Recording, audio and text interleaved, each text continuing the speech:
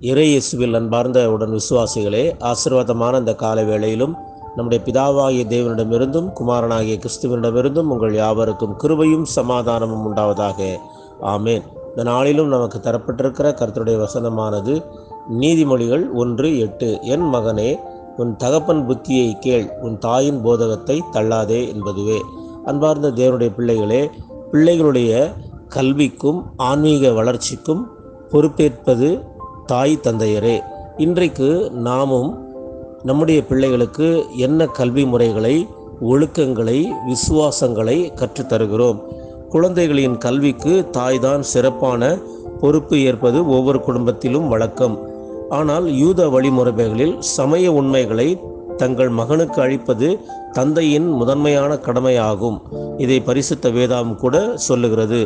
ஒவ்வொரு யூத சிறுவனும் யூதர்களின் அன்றாட மன்றாட்டுகளில் அடங்கிய ஷெம்மா, நீதிமொழிகள், சில சங்கீதங்கள் மற்றும் சடங்காச்சாரங்கள் போன்றவற்றை தந்தைதான் யூத சிறுவர்களுக்கு கற்றுத்தருவார். 6 வயது நிறைந்தவுடன் சிறுவர்கள் பள்ளியில் சேர்க்கப்படுவார்கள். தோரா என்ற சட்ட நூல்தான் பெரும்பாலும் சொல்லிக் கொடுக்கப்பட்டது. ஆசிரியர் ஒரு செய்தியை கூற மாணவர்கள் அதனை திரும்ப கூறுவது யூதர்களின் வழக்கம். ராபிகள் இதே முறையை கையாண்டனர் என்று இணைச்சட்டம் 6:7 கூறுகிறது. இன்றும் கூட குரான் பள்ளிகளில் இம்முறை கையாளப்படுகிறது. இயேசு ஆண்டவருடைய காலத்திலோ தொடக்கப்பள்ளி ஜெப ஆலயங்களில் இணைக்கப்பட்டிருந்தது. ஜெபாலய பணியாளரே கல்விக்கூட ஆசிரியராக அவர்களுக்கு இருந்தார். மாணவர்கள் 25க்கு மேல் கூடினால் வேறு ஆசிரியர்களை நியமிப்பது வழக்கம். மாணவர்கள் ஆசிரியரை சுற்றி வட்டமாக அமர்ந்து அவர்கள் சொல்வதை திரும்ப சத்தமாக கூறுவார்கள். அன்பார்ந்த தேவனுடைய பிள்ளைகளே, அதே சமயத்தில் பிள்ளைகளுடைய கல்வி வளர்ச்சிக்கும், கலாச்சார வளர்ச்சிக்கும், ஆன்மீக வளர்ச்சிக்கும் பெற்றோர்களே அன்றைக்கு பொறுப்பேற்றிருந்தனர். இம்முறைகளை இன்றும் யூதர்களும் இஸ்லாமியர்களும் கடைபிடித்து வருகிறார்கள்.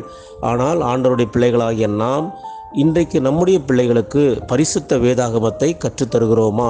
பரிசுத்த வேதாகமத்தில் உள்ள நல்ல போதனைகளை அவர்களுக்கு கற்பித்து வருகிறோமா என்பதுதான் கேள்வி.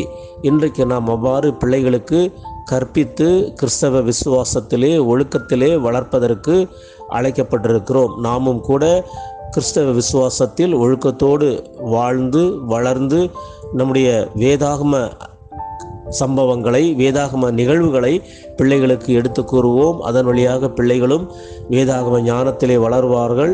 எதிர்காலத்தில் சாட்சியோடு கிறிஸ்துவின் அன்பின் குணாதிசயங்களை வெளிப்படுத்துவார்கள். எனவே அப்படிப்பட்ட ஆசீர்வாதத்தின் வாழ்க்கையை நம்முடைய பிள்ளைகளும் நாமும் வாழ்ந்து இந்த உலக வாழ்விலே சாட்சியோடு வாழ எல்லாம் வல்ல தூய ஆவியானவர் தாமே இந்த நாளிலும் நம் அனைவரையும் ஆசீர்வதித்து வழிநடத்தி காப்பாராக. ஆமேன். எல்லா புத்திக்கும் மேலான தெய்வீக சமாதானம் உங்கள் இருதயங்களையும் சிந்தனைகளையும் கிறிஸ்து இயேசுவுக்குள் காத்துக்கொள்வதாக. ஆமேன். God bless you all.